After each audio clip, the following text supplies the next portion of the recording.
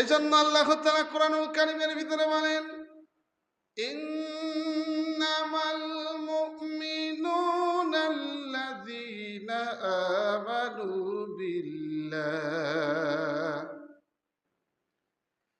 আমানু বিল্লাহি ওয়া রাসূলিহি সুম্মা লাম ইয়ারতাবু ওয়া জাহাদু বিআমওয়ালিহিম ওয়া আনফুসিহিম ফি সাবিলিল্লাহ উলাইকা হুমুস সাদিকুন।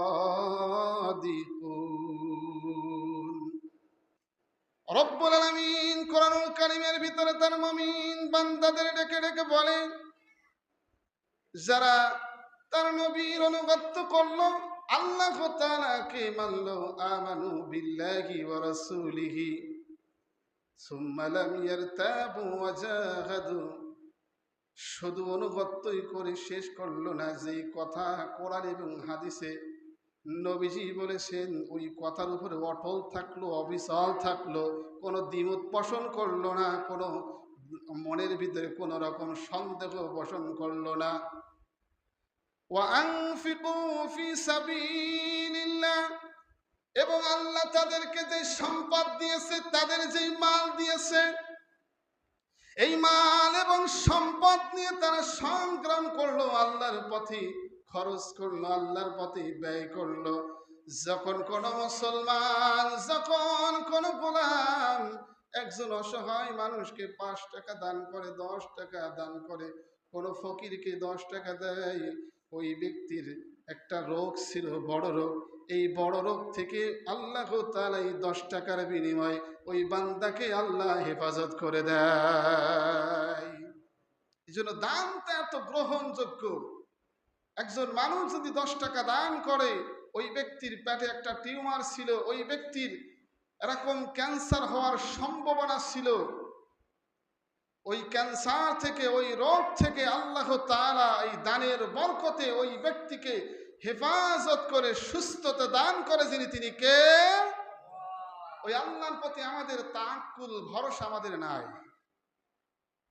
উলাইকা হুমুস সাদিকুন, আল্লাহ তাআলা বলেন তারাই সত্যিকারের মুমিন, তারা একনিষ্ঠ বান্দা, তারা একনিষ্ঠ গোলাম, যারা এই কয়টি কাজ করলো, আল্লাহর প্রতি ঈমান আনলো, নবীর অনুগত্য করলো, অনুসরণ করলো, নবীর ইত্তেবা করলো, এর ভিতরে কোনো দ্বিমত পোষণ করলো না, এবং আল্লাহ তাআলা তাদের যে সম্পদ দিয়েছে, মাল দিয়েছে, আল্লাহ তাআলা অন্য আয়াতের ভিতরে বলেন, ইন্নাল্লাহা আশতারা মিনাল মুমিনিনা আনফুসাহুম ওয়া আমওয়ালাহুম বিআন্না লাহুমুল জান্নাহ।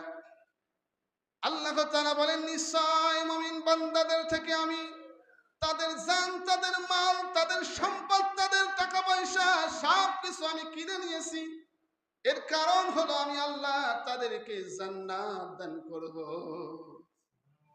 সুবহানাল্লাহ, তো আসতে বললে কত সুন্দর কথা, যে বান্দার থেকে আমি তার জান, তার মাল, তার সম্পদ কিনে নিয়েছি, এর কারণটা ওই বান্দাকে আমি জান্নাত দান করব।